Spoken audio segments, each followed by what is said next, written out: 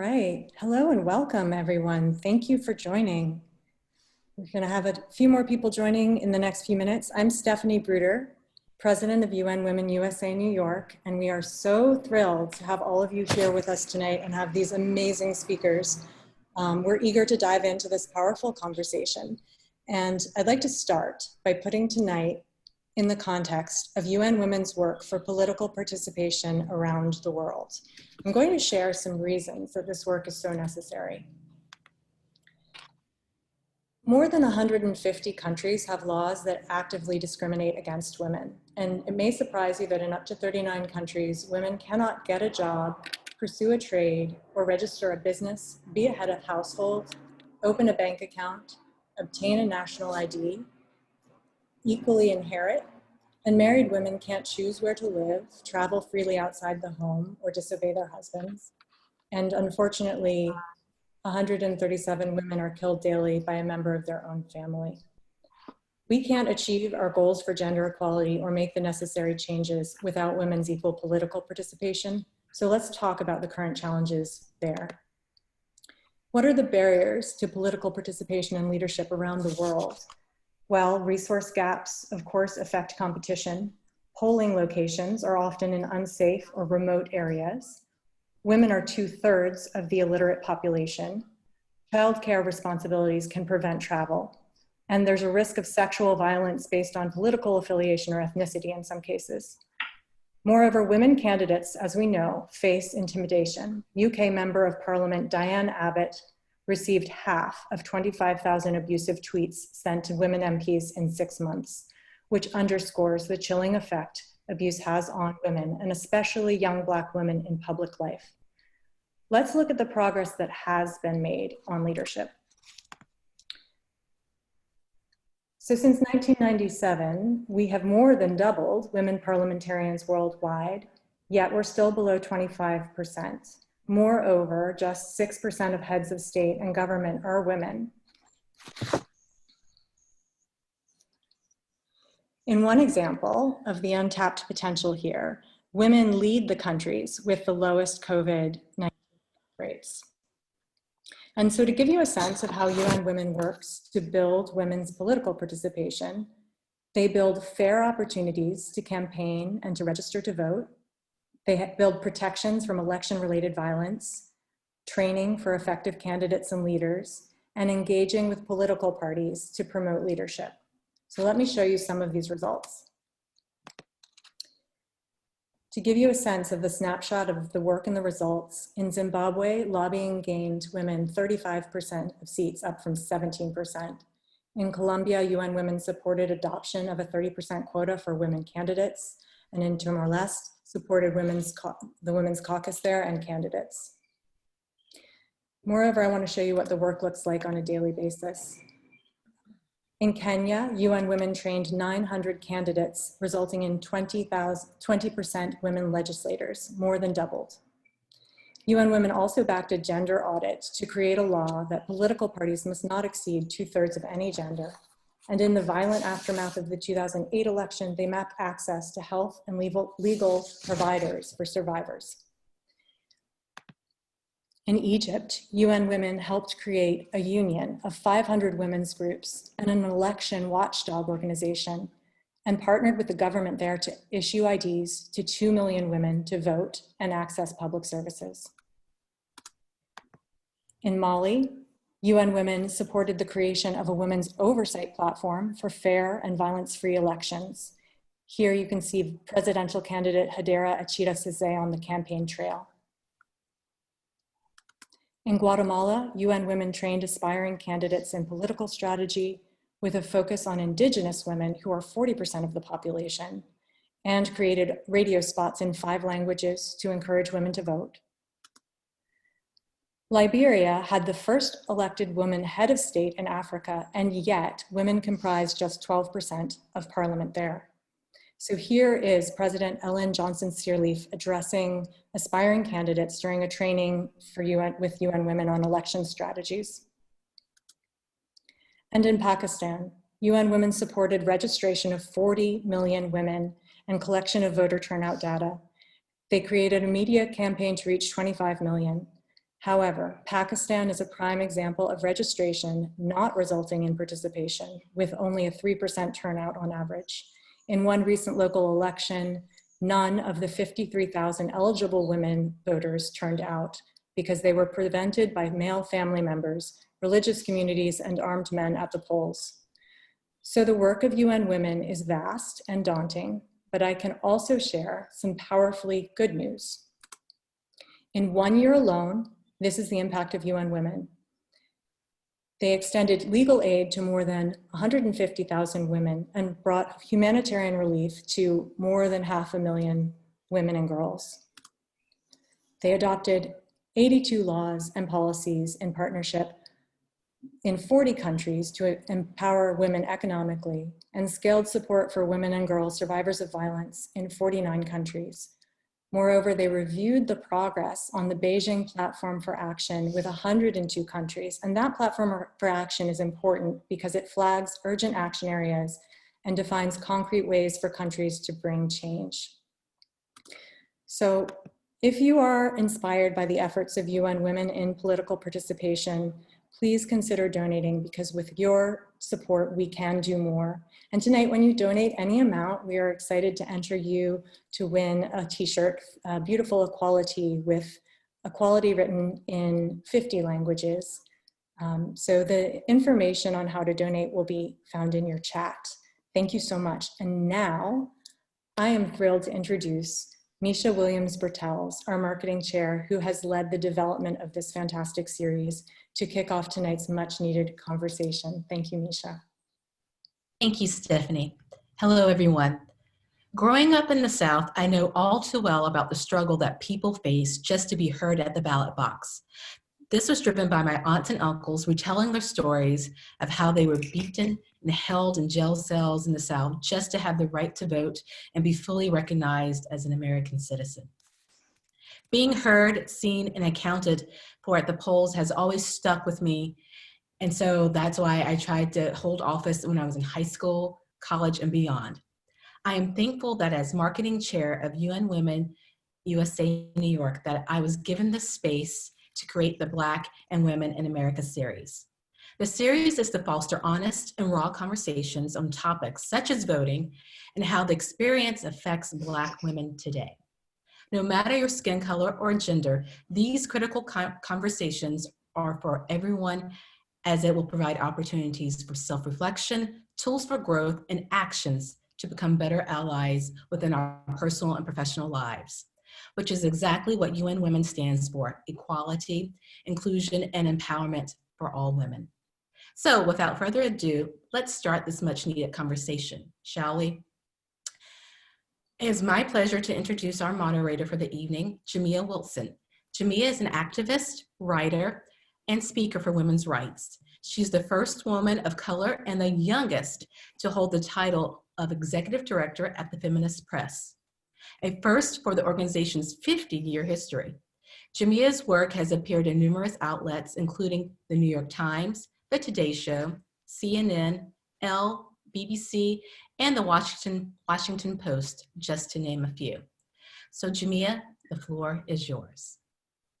Thank you so much for having me tonight. I am thrilled to be here with all of you amazing, amazing women and everyone who's joined with us to talk about what I believe is one of the most important conversations that we could be having at this time in history. Other than coronavirus, the next most important conversation that we need to find solutions for the global pandemic that we're in globally and worldwide is the conversation around voting, and voting as our voice, voting as our power. There are many women who came before us who fought for our right to be able to be here today. And as we continue to fight to have access to the franchise for everyone, because not everyone has equal access to the vote, it's important for us to uplift the voices of marginalized people and those who are working for equality to talk about how we can make sure that everyone can vote, how we can make sure that everyone can have access, and why open participation is power, and it's the global issue that unites us all. I also just wanted to say that before I came today to introduce you to our wonderful panelists who I have the honor to moderate today, I was thinking about the 2016 election and how I wrote a self-care primer for a teen magazine, Rookie Magazine, because I had felt then that that election was going to be in my lifetime the one that required the most energy, intensity, and mental, physical, spiritual health. And that has been surpassed for me in terms of thinking about what it means for us to ensure that everyone has access to the vote in the midst of a global pandemic and many other factors. So I just want to say that as we have this conversation, for all of us to also think about what it means to take good care of ourselves in this moment during a time that has a great many unprecedented challenges, pun intended, and also one where we're going to really need to be fortified and healthy for ourselves and each other. So it is my pleasure to first introduce to you Kimberly Peeler-Allen, who serves as a board member of the ERA Coalition and the Funds for Women's Equity, and has been working at the intersection of race, gender, and politics for almost 20 years. Kimberly is the co-founder of Higher Heights, a national organization building the political power and leadership of Black women from the voting booth to elected office. She's also the visiting practitioner of the Center of American Women in Politics at Rutgers, and they are the leading source of scholarly research and current data about American women's political participation. Welcome, Kimberly. And also thrilled to introduce you to Alencia Johnson, who leads at the intersection of social justice and culture change, cultivating over a decade of experience, marrying cultural cornerstones, activism, politics, corporate, and entertainment together to achieve justice. She's the founder and chief impact officer of 1063 West Broad, a social impact agency specializing in the intersection of culture, impact, and purpose. Alencia connects brands, organizations, and people to mission-driven solutions. And she has also worked for the presidential campaigns of President Barack Obama and Senator Elizabeth Warren in national roles also at Planned Parenthood and Geico, leading efforts in each organization to address systemic issues facing marginalized communities through brand engagement and narrative strategies. Thank you so much for being here. Yeah. Thank you. So let's jump right in. So we come here with a lot of anniversaries, and there's so much about 2020 that just feels palpably different and impactful. So one of the things has to do with the celebration last month of the 100th anniversary of women, meaning white women specifically, having the vote in the United States. The vote for Black women and other women of color came later, but it was an important milestone for us to talk about because not all suffragists were equally seen and heard. And the history of suffrage in the United States, as we know, is not nice and neat. So when white women secured the right to vote, majority of Black women were disenfranchised at the poll, and for another 5 decades until the Voting Rights Act was enacted, there weren't any sort of legal prohibitions to discrimination in voting.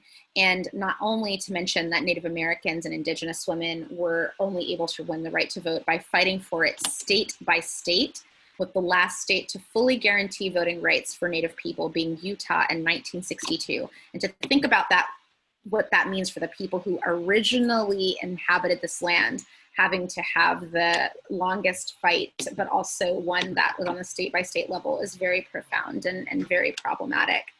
Even then, they were still prevented from voting with poll taxes and literacy tests and intimidation, the very same tactics that were used for Black voters and our ancestors.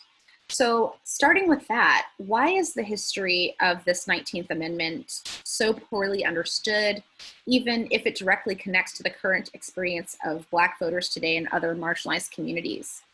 What can we do to illuminate that recent history, but also connect that to the very real voter suppression that's happening today? Kimberly, can we start with you? Sure. So, I mean, the 19th Amendment is, and its history, it's complicated. And it was long fought. There were people who started it who never saw it, who never lived long enough to see it actually become part of the Constitution. And, as you said, suffrage is a complicated process, and it is very easy just to say women, and we are in a society that really puts the normative culture is white culture. So when you say women, the assumption is that it's white women, and then unless you actually dig deeper, and the how it ties to where we are right now. There are so many things that are motivating people to become civically engaged and politically active, whether it is climate, whether it is criminal justice reform. And the biggest lesson, I think, from the 19th Amendment and the fight for suffrage is, don't exclude different portions of the struggle for expediency, because it's very rare, if ever, that those groups that have been pushed aside for, quote, the greater good ever get picked back up and move forward. So thinking about, and it really requires us to be much more thoughtful and intersectional in our approach to these issues, and making sure that we're looking at who is going to be left behind and how can we make sure that that doesn't happen. And that's very much about our vote and our now participation in the process. If we don't vote to represent our communities and to represent, make sure that the concerns of underheard, under-resourced, underrepresented communities are brought to the fore, then who is going to do it? And we can't just expect or rely that others will take on these issues. And you think about people like Ida B. Wells and Mary Church Terrell, who were like, we are in this whether you want us to be or not, because we know that Black women we need suffrage too.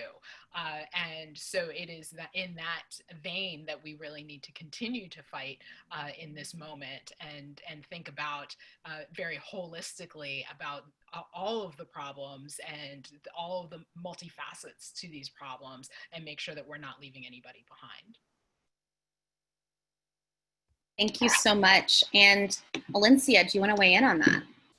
Yeah, and thank you for the question. And I'm so grateful to be here with the UN Women. I approach this question as a member of Delta Sigma Theta Sorority Incorporated. And part of our founding was a few months after we were founded, our founders were in the back of the Women's Suffrage March in 1913. And there are experiences that I had to learn through my sorority and through the telephone conversation, not in the history books, of the racism that these Black women experience, this racism that Black suffragists experience. And Kimberly touched on a good point of, when we say women, our culture puts us in this mindset of thinking of women, and I'll add thinking of white women. And I'll add too, when we say Black, most of the time our culture makes us think of Black men. And so where do Black women sit in that and fit in that intersection? And so when people talked about women's right to vote, they were talking about white women of a certain privilege. When people talk about Black people and their right to vote, most of the time, and even now, the conversation is centered around Black men, formerly incarcerated Black men. And the conversation doesn't allow for space for Black women to sit at the intersection. And it's interesting because Black women, we have always voted to survive, and that is why we overwhelmingly vote with certain parties that represent certain issues that we say will better our communities, not just better ourselves, but better the people around us. And when you look at it, oftentimes in the elections that we are overwhelmingly disappointed in, it is not because of us. It is because our sisters aren't showing up with us. It is because our sisters who are white are not showing up with us. And the elections that have become very close, if you look at historical elections in this generation and previous years, the deciding factor has been Black women. And I do appreciate in 2016, there was this awakening of let's listen to Black women, let's follow Black women and their leadership when it comes to voting. But I do think that the suppression efforts that are happening now, particularly in the South, particularly in rural areas, particularly in the United States, where some of certain states really do decide our national elections, it is targeted at the most loyal voters, who are Black women who persuade our churches, our communities, our family, and our friends. And so there is a correlation with the fact that we have been suppressed for so long, and yet that we are a target for our vote to be suppressed. And it's a beautiful thing that I see in my family. The Black women will not sit down on election day. They are ready to show up at 5 o'clock in the morning in the midst of this pandemic to go vote, because they know that the attacks are still there. They might look different, but they are still there because, again, we are gaining so much power. We are living in our power and we're grabbing hold to it. And once we are able to fully execute that power, there's literally no stopping.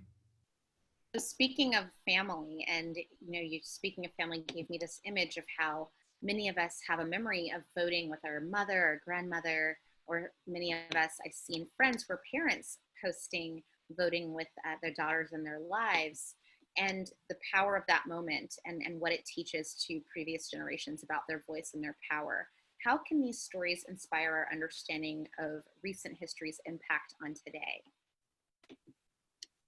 Yeah, I'll start there. I share the story about how when my first presidential election I got to vote in, I was 21 because I just made I missed it the 4 years before. I was only 17.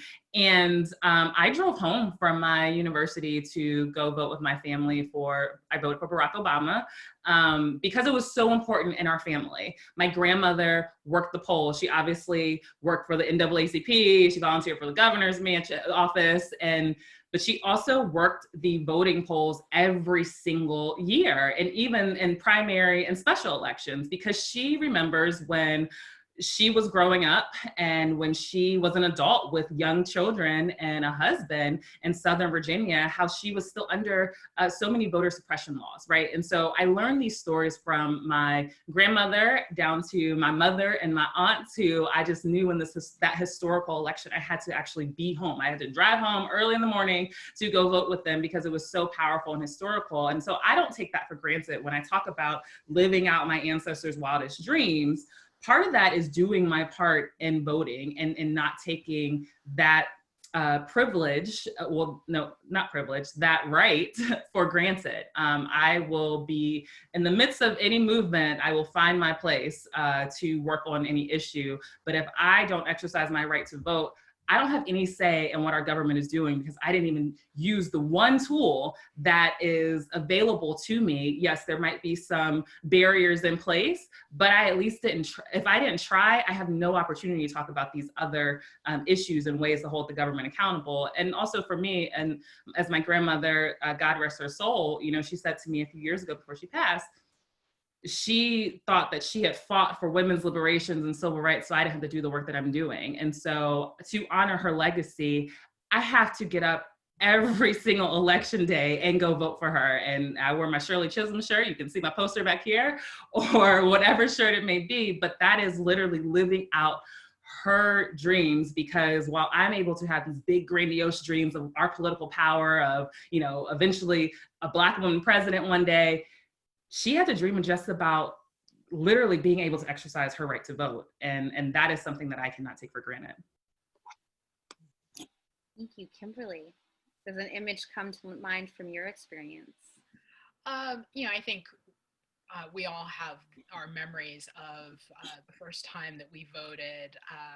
I remember the actual first time I voted was in a congressional election, and it was an incumbent, but I remember we went as a family to cast our vote together. I went with both of my parents, and my mother is an immigrant, and so.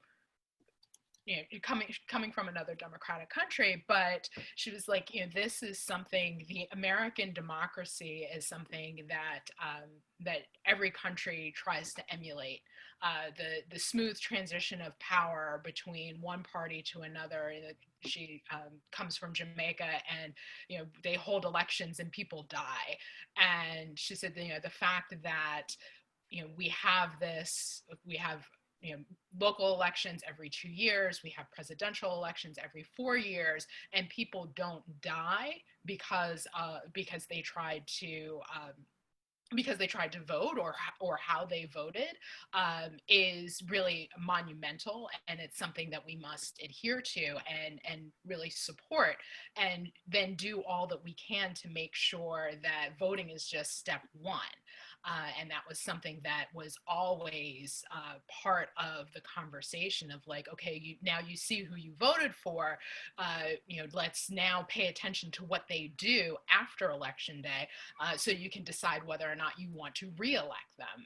And that was very much part of the conversation. And Alencia talked about it earlier about our mothers, our grandmothers, and our networks. I mean, when I married my husband, he was not registered to vote, and I was like, that's a deal breaker. And now he votes regularly, and he has his own opinions. I don't tell him how to vote. Though he knows what he needs to do. But it is the power and the influence that Black women have, that respected voice and authority, and the way we revere our maternal leaders, whether they are directly our mothers or our grandmothers or the village elder. And we know that if they say this, we better go do it. And that is the power that so many Black women have, and our Black community in general have really led with and followed. And that is a huge part as to why Black women are this just consistent and continuously growing voting bloc. And as we say at Higher Heights all the time, you fire up a Black woman and she doesn't go to the polls alone. She brings her household, her neighbor, her church, her sorority, her water cooler, her book club. And that is because we know what is at stake. We are voting for our lives. We are voting for our children's lives, for the children in the community. We do things in a very altruistic way, because we know what it is to be left out, and we know what happens when causes and movements are focused on the individual and not on the collective. So we vote with that in mind, and continue to make sure that my daughter, she was an infant when in 2008, when my husband and I stood in line for 3 hours to vote for Obama. And when it was time to re-elect him, she was 5. And I remember she was like, when is our time to vote? When is our time to vote? And I have a picture of her standing outside the poll site, with 2 thumbs up. And ever since then, she's like, we get to choose.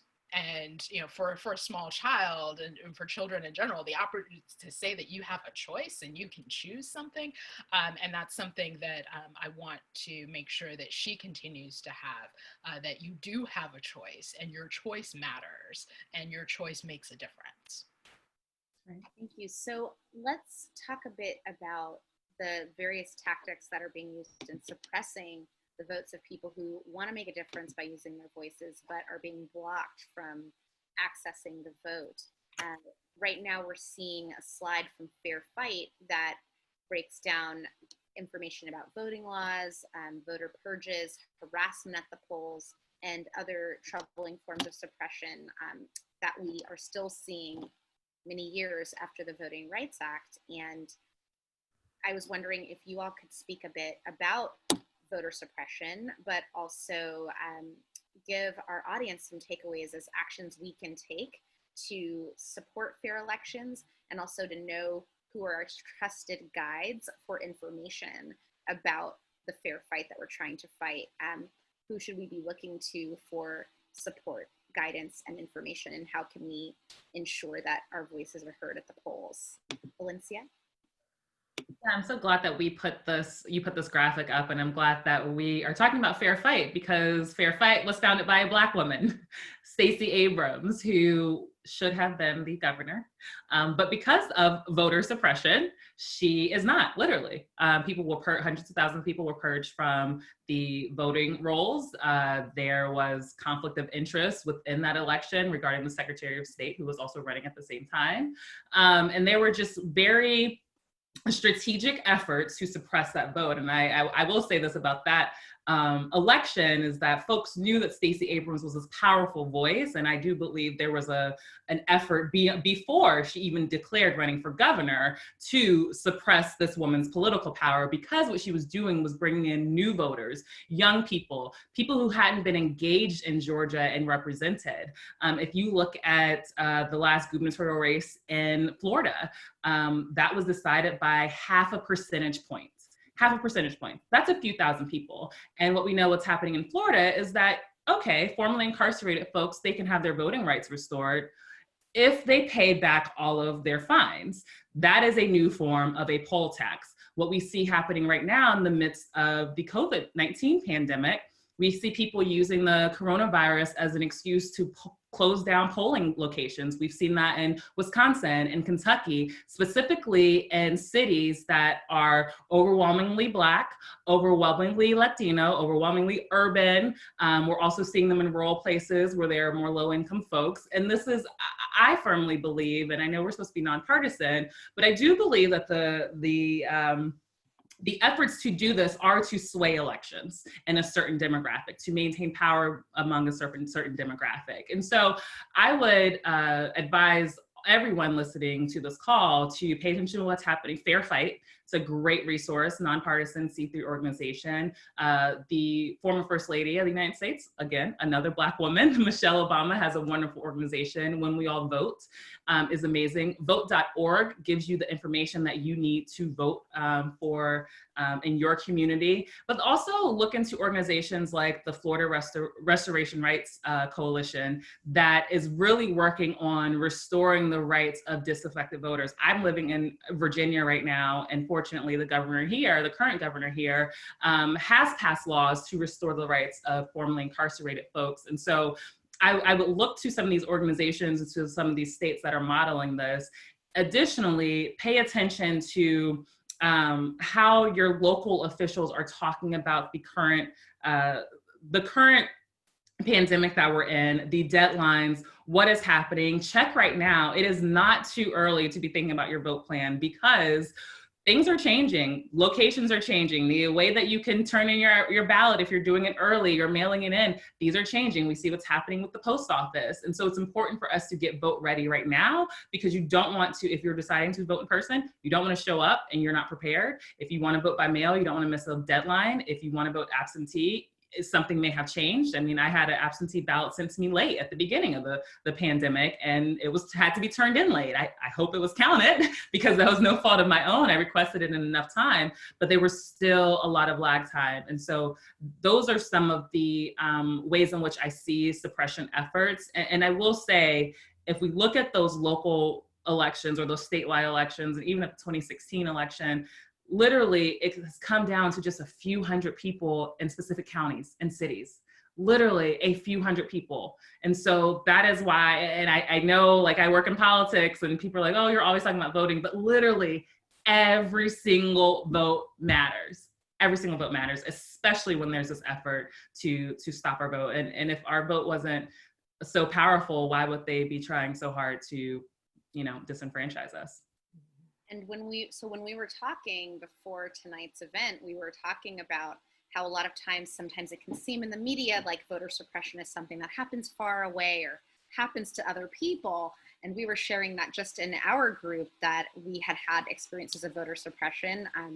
I had shared that I cast my first vote as an absentee voter when I was studying abroad in Italy in the year 2000. And for those who remember that time of hanging shards and all of the drama that ensued, it left sort of a feeling for me of feeling like I was robbed of that exciting first experience of being able to cast my vote in a presidential, but also extra traumatic to see these women in the Congressional Black Caucus shouted down when they were saying, listen, there's suppression happening in our community and we have video to show it, we have proof, and seeing how quickly that was stamped off, even from people who claim to have voter suppression strategy and empathy in their platforms. So for me, that was really hard. And I also experienced in a local election last cycle being blocked in my neighborhood from voting because one of the poll workers didn't believe that my white husband and I were in the same residence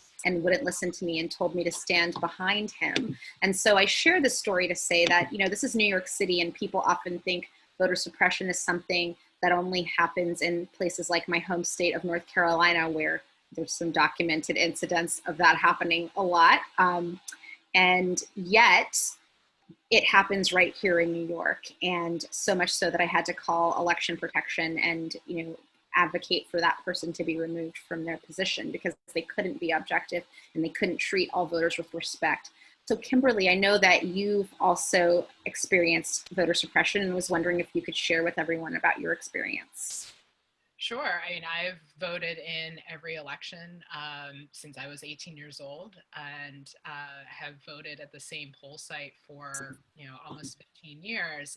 And, you know, on 2 instances, my poll site moved and I wasn't notified. And then I guess it was probably 2 years later, I was called from the rolls and I went to go vote, and they asked me if I actually was registered. And I was like, clearly you don't know what I do for a living. And I had to vote by affidavit ballot. And I got a letter from the Board of Elections about 3 months later saying that my affidavit ballot had been counted. Praise God.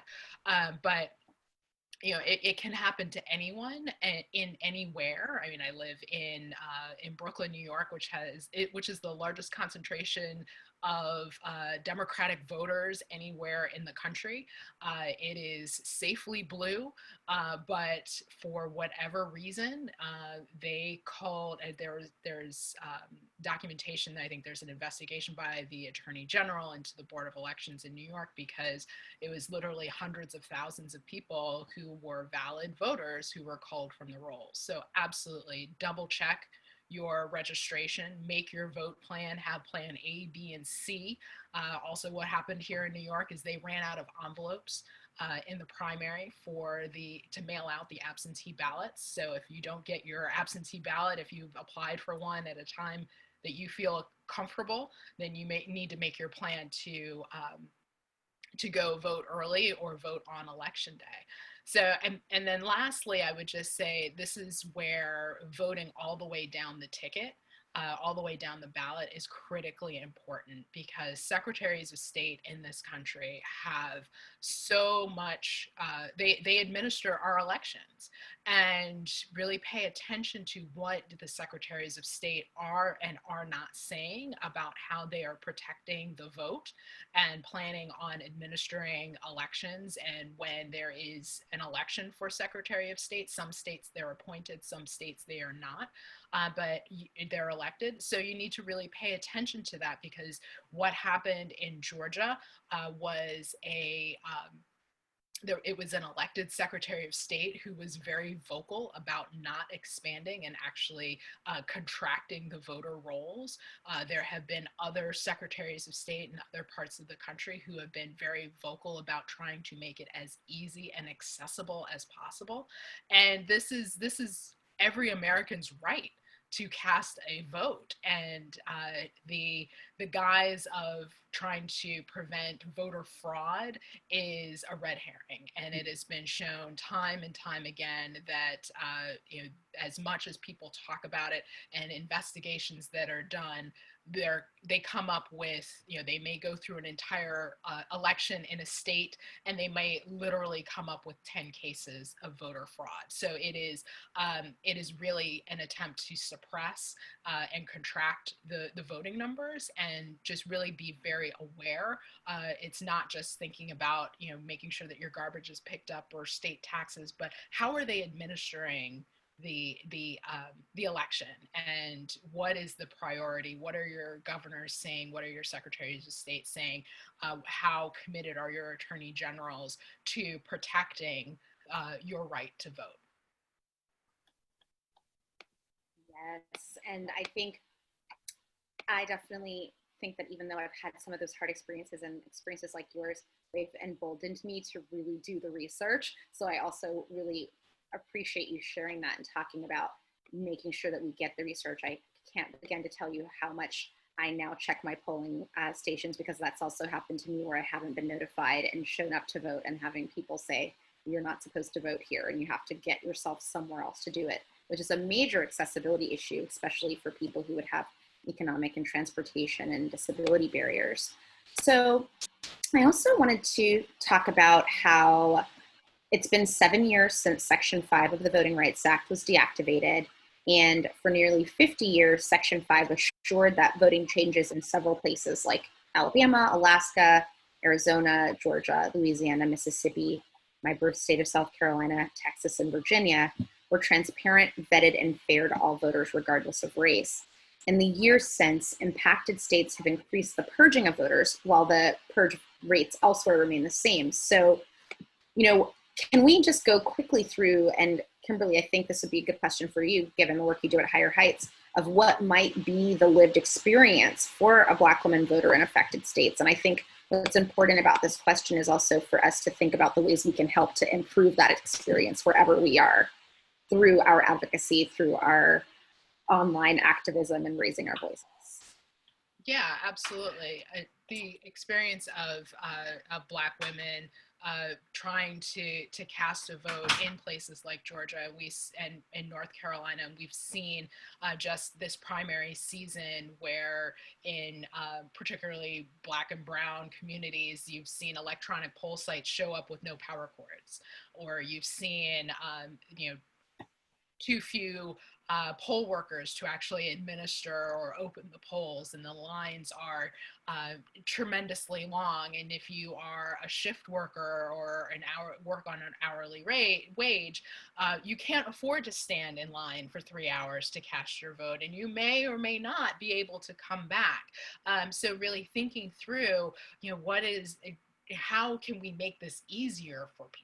How can we make sure that we are holding people accountable? If you have the ability and the time to take off and serve as a poll worker, absolutely do that, because we need to make sure that these poll sites are staffed, and really volunteer with organizations that are driving people to the polls to make sure that they can get there. And if you are an employer, give your staff the day off. Please give your staff the day off and let them go and cast their vote and come back without fear of having to figure out, drop off and pick up for childcare. They may be taking care of a family member, doing their day-to-day job. All of these things are part of how we can support our system, and then also supporting organizations that are actively working to protect those rights, and serving as poll monitors to make sure that there isn't suppression and intimidation at the polls. And we're seeing, in places like Kentucky that went from 3,500 poll sites across the state to 350 under the guise of trying to protect poll workers and voters because of COVID, but really you're putting more people in a smaller space, and you're more likely to have these lines that are wrapping around the block, and there's opportunity for intimidation, and it's just an overall deterrent. So really just holding people accountable and being aware of what's happening in your community or your community next to you, because it may not be in your purview. I mean, I've heard interviews with people who have said, oh, I've never had a problem. I've always just been able to walk in and walk out.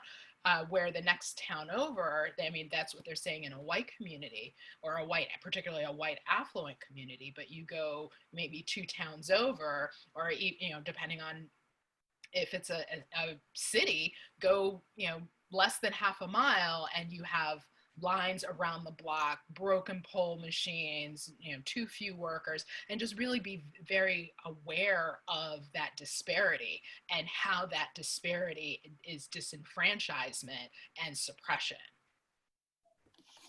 Yes, and so speaking of disenfranchisement and oppression and suppression and oppression, there is a graphic slide that we have that kind of shows those who can vote and those who can't vote.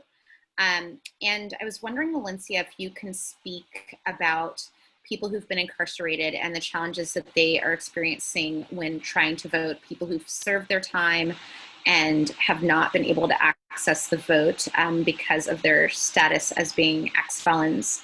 And what is that voting experience for individuals who've been incarcerated? You know, well, actually, I'll start here. Virginia is red hot right there. It's not as bad as it seems on the map, but a lot of this is information that has to get out to formerly incarcerated folks. My father is a pastor, and him and my mother do a really good job of keeping their church up to date on just in general, like primary elections coming up, making sure people know their voting registration deadlines. And I remember a member of his church texted him and said, I can't vote because I have a felony. And thankfully, I'm quarantining here with them. I said, well, actually in Virginia, the governor did pass a law and that former felons are allowed to, through certain requirements, able to restore their rights to vote. And so we're guiding him through the process.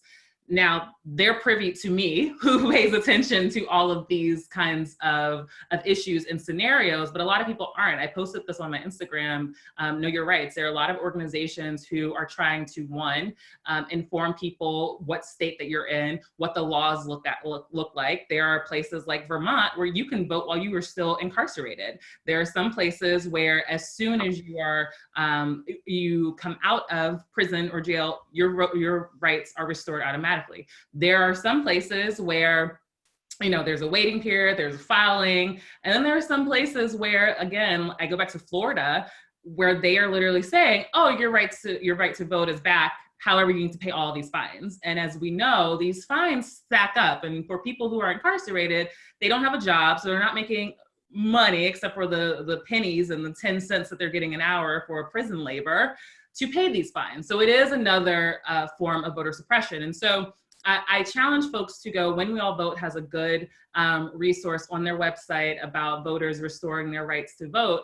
And while those of us on this call are not currently incarcerated, in case there's someone who's formerly incarcerated, or if you know someone who's formerly incarcerated, which all of us actually do, we have people in our networks who are formerly incarcerated that we should be doing a better job of reaching out to them and seeing what kind of help it is that they need, especially to exercise their right to vote. I've been doing some advocacy work, and I remember having a conversation with some formerly incarcerated people when I was on the campaign trail with Senator Elizabeth Warren.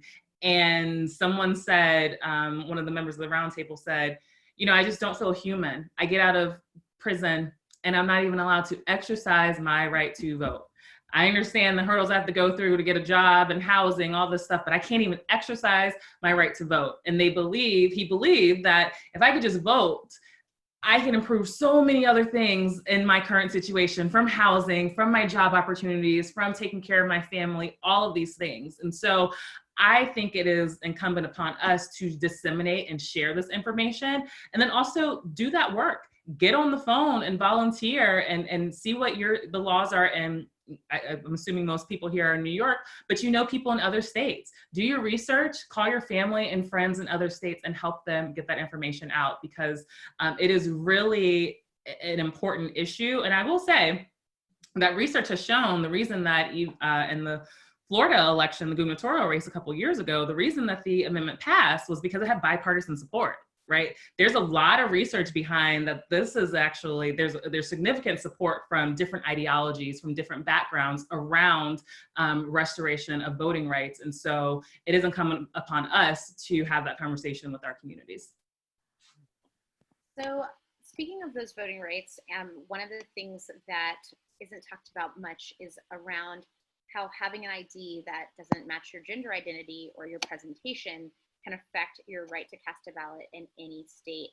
But with increasingly strict voter ID laws, trans people might face barriers, both because of difficulties actually being able to obtain those IDs, as well as bias and misunderstandings of the law when it comes to their gender. So Kimberly, how can we support our sisters and siblings in the trans and non-binary community to ensure that all of their votes are counted, and moreover, that all voices are represented in accessing power beyond voting? Well, I think it's really all comes down to information and education, and being going into the poll site armed with, you know, your rights, with the law, if necessary, to be very clear with the people at the poll site as you cast your ballot, of what your rights are as a trans individual to cast your vote, and around, you know, what exactly has to happen in terms of ID match. And this is, you know, it is all an extension of, you know, overall suppression, and also working with your state legislators, because it is a state issue, it's states' rights, working with your legislators to advocate for the enfranchisement, and really codifying that enfranchisement of all citizens of your state, regardless of their gender expression or sexual orientation, that everyone, race, gender, none of this should be a disqualifying factor. And I think it, you know, as I said in the beginning, when my mother took me to go vote, she was like, this is step one. This is now getting into helping protect our trans brothers and sisters out there so that they can exercise their right. We need to be their advocates and amplifiers and supporters to make sure that that happens. So, you know, if this is something that is very important to you, and I think protecting and making sure that everyone has the right to vote, because if you know, the suppression can come from various directions at any time, and it can happen to anybody. So how do we make sure that our laws across the country are as inclusive and as ironclad as possible to protect that right? That's where I think we all need to come in and really have a clear understanding of what the law allows, because a lot of the time people go on what they think, even people who are working at poll sites. And I've been in situations where the poll workers didn't know the law as well as the people who were voting. So be armed with the information. Information and knowledge is absolute power and can really change the outcomes for so many people. So speaking of power, we are going to talk about the power of the Black women voting bloc. And there's this surge in voter participation in Black communities that was driven in 2008 by Black women and younger voters. And Black women's turnout has increased by over 5 percentage points. And we've had the highest turnout rate among all other racial, ethnic, and gender groups. And Essence Magazine said that in 2016, 94% of all Black women voted for Hillary Clinton and had the highest voting bloc in 2016 as well. So if that's the case, how do we maintain this momentum? How do we maintain belief and goodwill in the voting process, despite an imperfect and seemingly indifferent system, despite the voter suppression and all the things that we're seeing? What would you say to Black women who showed up, showed out, and turned out at the polls, and those who might be feeling like they were uninspired to participate because of false narratives that their votes don't matter, or because of outright suppression, knowing that they did vote, that they did take time off work, that they got that child care, that they mobilized the people in their community, and yet they still were not able to have their votes counted and seen and heard? So question to both of you. Alencia, would you start us off in talking about what can we do to help people know that your voice still matters despite the very real and true challenges that we're addressing today? Well, first, whenever I'm asked this question, and I get asked this question a lot in media, on TV and in print, and I try to start it with the fact that Black women can't be the mules anymore. We are showing up, and as Auntie Patty and Gladys and Dion said, I'm not your superwoman, right? And we can't be, because we have survived for so long by fighting for ourselves. And we showed up, we show out, right? We did this in the Doug Jones race because we did not want a pedophile to be representing us in the Senate, right? And so the frustrating piece is that Black women show up and always do the job before, during, and then we have to clean up.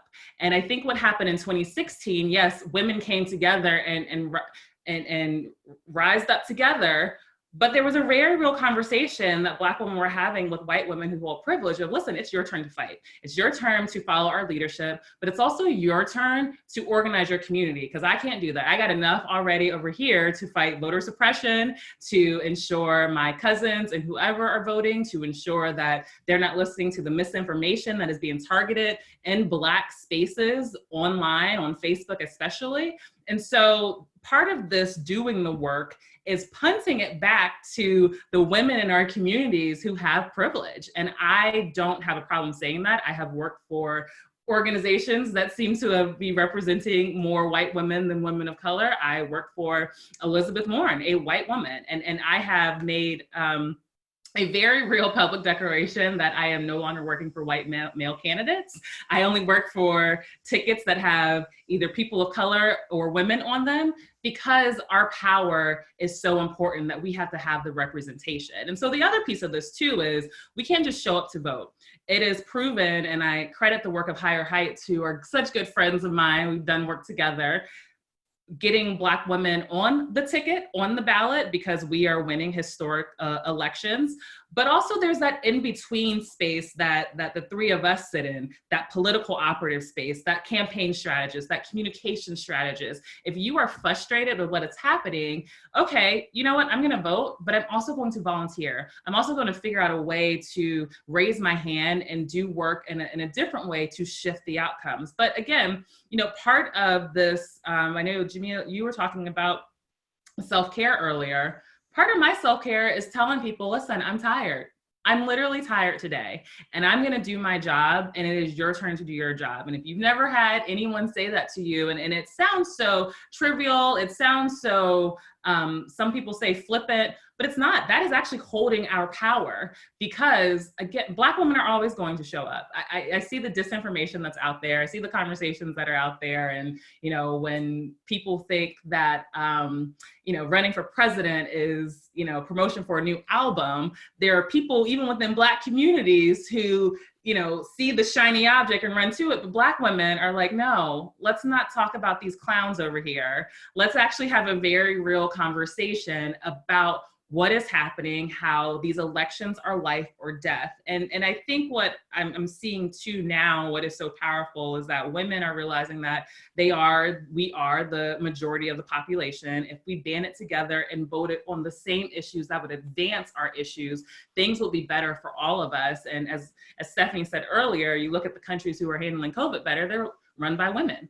And I always say, look at all these countries and states and districts that are run by women. Imagine what's gonna happen when Black women who show up and do what they're supposed to do. Imagine what's gonna happen when Black women are running things, right? And so I challenge people who are asking Black women, what do we do? And how do we show up again, to reverse that?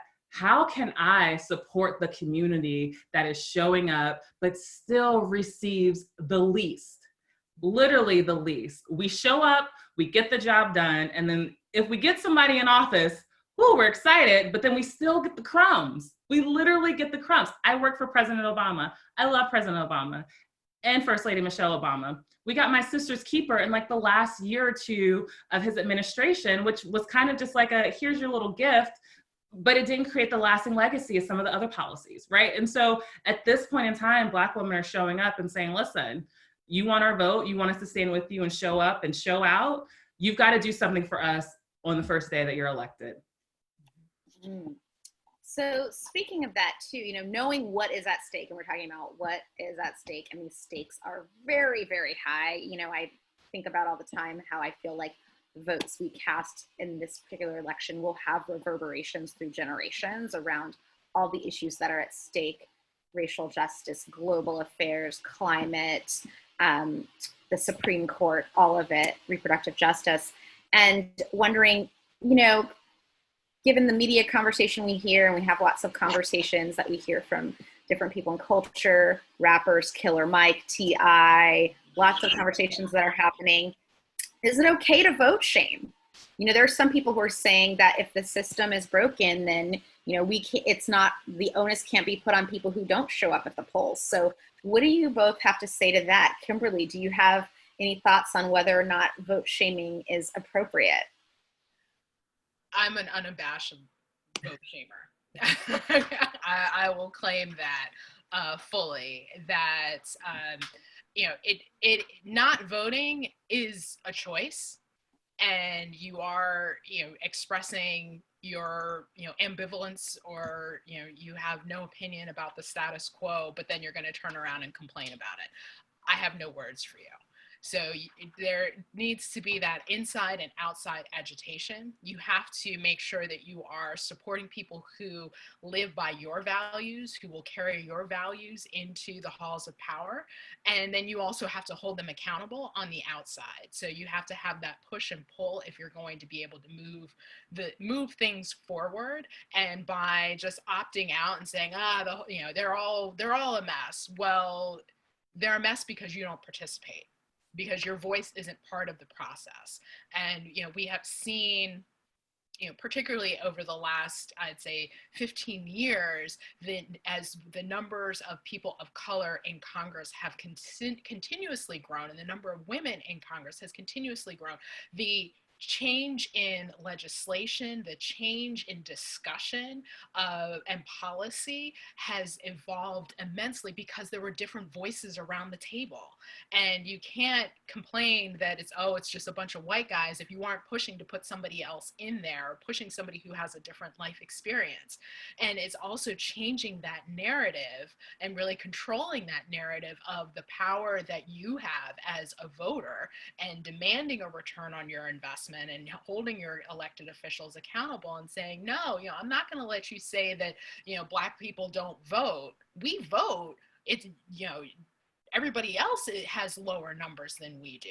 We come out and we vote, and we don't, go to the polls alone. We bring all of our family with us. And so it's really pushing back on that narrative, and really understanding how we vote, the challenges that we have to overcome, and yet we still vote. I think that is critically important. It's not just like, there's voter suppression, and then Black people don't vote. There's voter suppression, and yet we are still growing our vote share faster than any other demographic. So we will stand in line, and we will vote by affidavit ballot, and we'll go get a power cord and bring it back to the poll site, and here, plug this in so I can cast my vote. So it's really talking through that inside and outside agitation of how we make this system accountable to us, because our concerns and our priorities have not been part of the conversation. So how do we make them be part of our conversation, and looking at our elected officials and saying, you're not representing me anymore? And I think that's where what we're really seeing a lot of is the electorate overall is really doing some introspection and saying, what are my priorities, and do my elected officials really reflect that? And if they don't, they're going out and finding candidates that do reflect their values and supporting them, and not just going with like, this is the same person who's been on the ballot for forever, or this is the same person who's been on the ballot for forever, and they are in the fight every single day, and I'm going to continue to support them despite these other folks who are coming. But it's having that education and that commitment to being a full participant in the electoral process that is so critical. And this is what it means to be an American. It doesn't, at the end of the day, the ability to elect our leadership, that the aspiration is that every single American has the same power in selecting our leadership as anyone else, as any other. So let's hold that up, and let's make sure that ideal that was created is actually fulfilled. So Alencia, what are you feeling about that too? Because that ties in with the fact that Black women are often held up as superheroes during election cycles, and then largely ignored as critical voices in between elections. How can we change that? Yeah, I think culture has a really strong place in all of this. You talked about the killer mics and the TIs. I'll put on my Warner Music board hat and how important these voices are, because to be honest, and I was telling a friend of mine this, I was like, the people who we need to turn out this election, they're not watching me on MSNBC, they're not on Twitter, they're not in my Instagram following. What they are doing is having a conversation at the barbershop. What they are doing is paying attention to what's going on in the shade room or watching their favorite show on OWN, whatever it may be, right? And so we have to have this conversation across culture, one. And then two, we have to have a conversation about beyond the presidential election. I think a lot of voters are frustrated with the outcomes of presidential elections because of how they're impacted in their everyday lives, not realizing the connection between their local and state elected officials and the issues that they care about the most. For example, criminal justice reform. I was talking to a group of students at Morehouse College, an all-Black male college, HBCU in Atlanta, and they were like, you know, criminal justice is my issue, but I'm disaffected by politics. I didn't want to vote in this election. And I said, well, actually, don't pay attention to what's happening at the federal level. Why don't you get involved in the district attorney race? Because there are, you know, less than three handfuls of Black district attorneys in our entire country, right? But Black people are overly incarcerated, right? And so having this conversation of how politics, how all politics are local, and the issues that folks care about, how that is impacted on those off years, as we call them in politics, those off years that aren't presidential races. And then after that, people focus on midterms. Here in Virginia, they vote for the governor's race is the year after the presidential. So between the midterm and between a presidential, like, talk about how you're trying to get people to pay attention. And so, you know, I share with people that you have to push back on the misinformation. You have to talk about how politics are very much local. And then back to the point of Black women, what I've seen is that Black women who are overwhelmingly loyal voters showing up at all of the elections, we're realizing that, oh, okay, so the federal, my federal electeds aren't paying attention to me. I'm gonna go run for superintendent, right? I'm gonna go run for the school board. I'm gonna show up to these council meetings. I'm gonna go get on this governor's board or show up for this community organization or volunteer my time or whatever it may be. Black women are saying, if you're not gonna give me some of what is owed to me, I'm gonna take it. And that grassroots, that groundswell up, instead of waiting for a top-down approach, is how we are, you know, pulling the reins of power by its horns and saying, this is mine, and I'm going to improve what is happening in my communities. You see a lot of cities that have Black women mayors, even as, you know, I personally disagree with some policies that some believe in.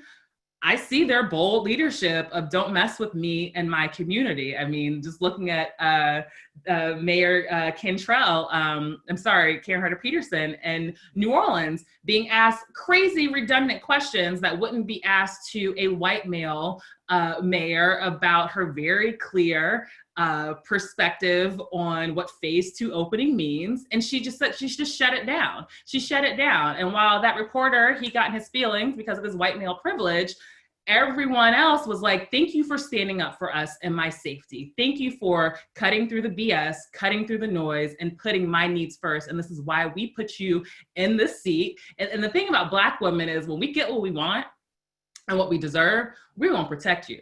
We're going to protect you. Like, look at Auntie Maxine Waters. We don't let anybody touch her. Like, do not say anything about Auntie Maxine Waters, right? Like, and to my point earlier too, there are Black women electeds that I disagree with, but I'm never going to let anyone say anything about this Black woman in power, because that does advance a lot of the issues that I care about, that Kimberly, you and I both like are spending our lifetime on. And so that is the power that we have. And if we're not getting it at a certain level, we're just going to take it somewhere else. So I love that, because that leaves me to think about Frederick Douglass and what he said around how power concedes nothing without demand. And I think, you know, we see that very much with our voting as well. And so now we're on to some questions and answers led by Meisha. Thank you, Jamia, Kimberly, and Alencia, for taking the time to discuss the voting process for Black women and how it's not just about the presidential race, but it actually starts at the local level. So some of the things I took note of was get vote ready now. Every single vote matters. know your rights, and to bring a power cord wherever you may go to vote. So I thank you, ladies, for that. And so we have some wonderful questions submitted, and I'm just going to pick the top 3, and we're just going to dig in. Okay.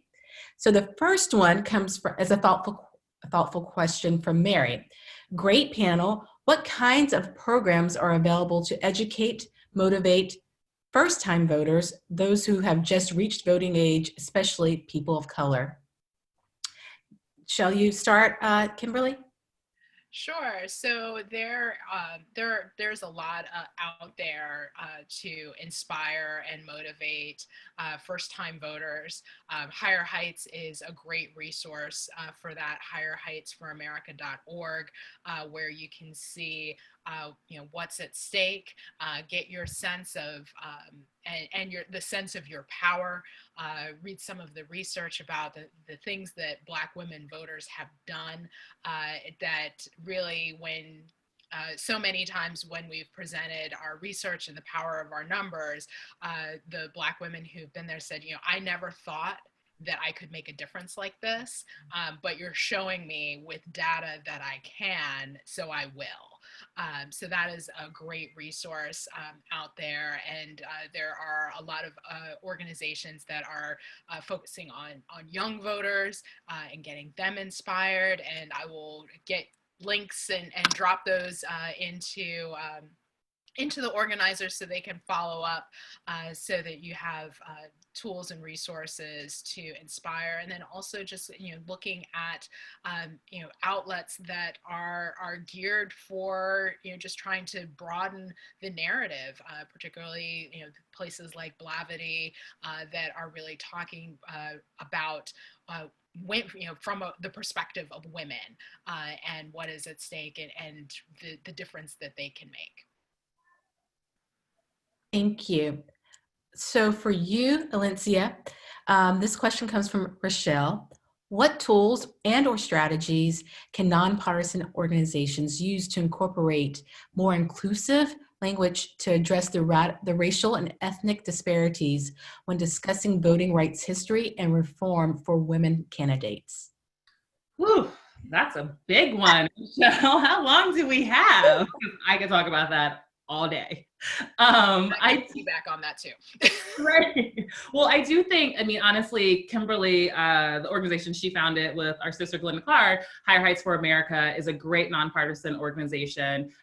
When We All Vote, supermajority as well. Their nonpartisan work is another political home for women, doing work on issues and literally building our political power.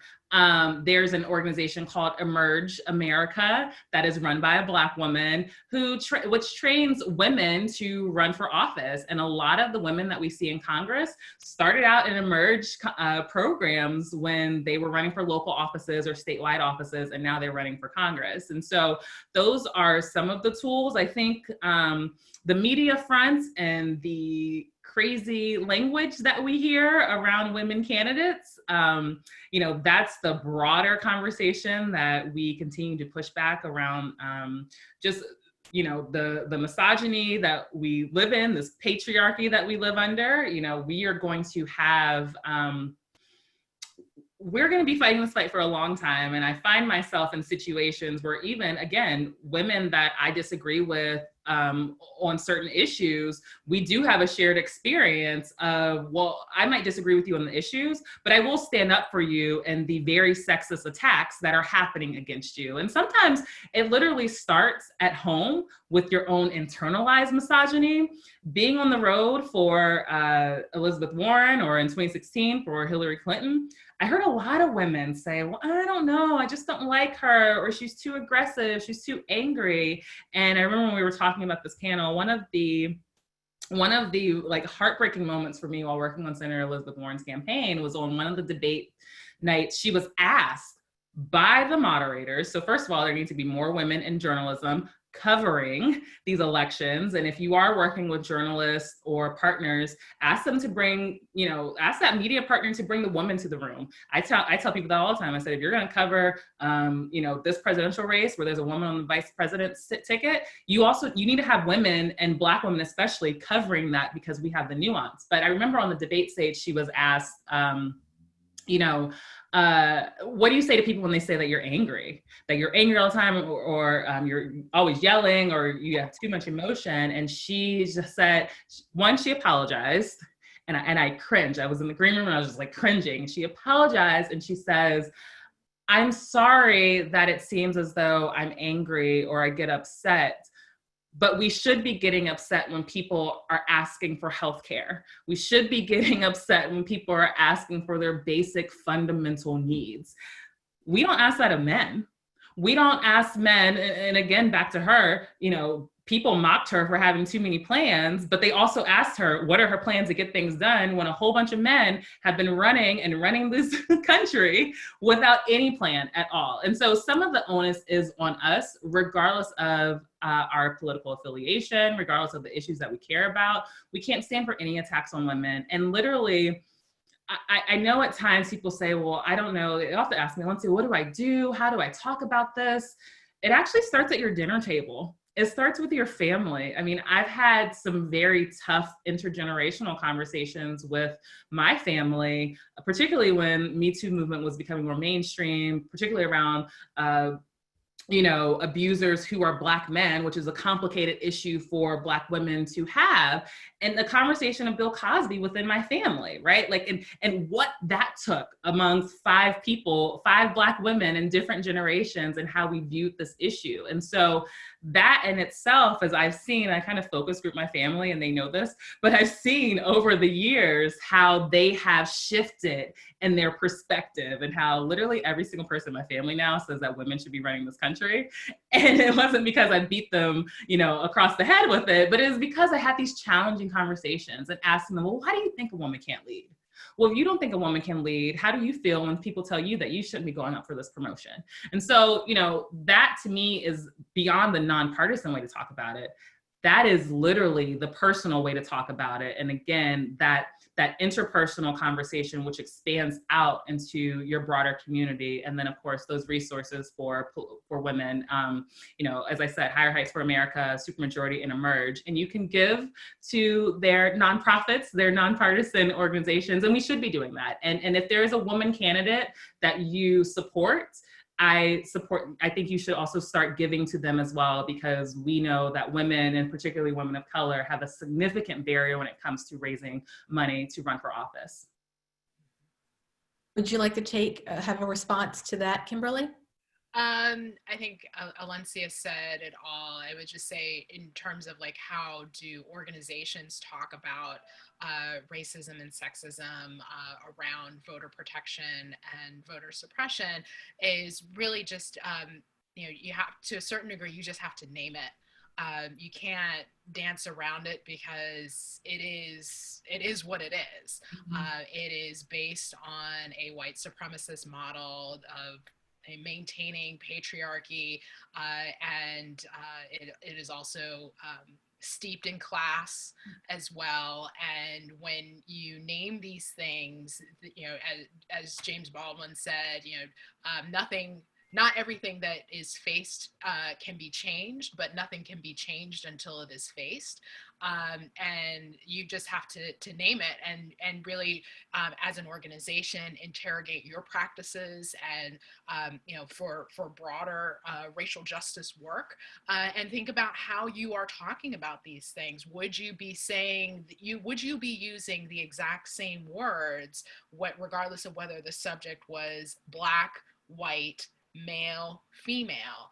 And if that is the case, then fine. But if you find yourself that you are using alternate words, depending on the race and gender of the subject that you are describing, then you need to interrogate that as an organization. And I think talking about voting and the importance of voting and voter suppression, it falls right in line with that. Mm-hmm.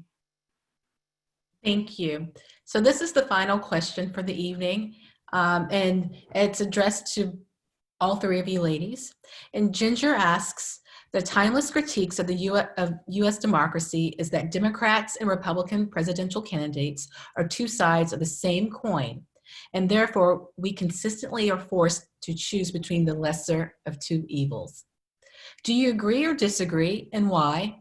If you agree, what are actionable steps citizens can take to dismantle this trap? Well, I'll start. I think that goes back to the inside and outside agitation. And you think back to the Democrats and the Republicans basically flipping sides in the Southern Compromise around the Civil Rights Bill in the 60s. So parties can be pushed in any direction that the electorate wants them to go. So it is incumbent on us to push the parties, in a different direction. If you're not happy, then we've seen the Democratic both parties have pushed on a policy side. They've both been pushed to the polls. I would say that the Democrats are far more liberal than they were 15 years ago, and the Republicans are far more conservative than they were 15 years ago. And that has happened because of people like us and the demand and the agitation. So I would say if you are not happy with where the parties are, then get involved and help shift the narrative and help them take up issues in a way that you are more comfortable. And I think the other challenge is we're also in this moment where there's a lot of purist conversation of it. No person in life do you ever agree with on everything. It just doesn't happen.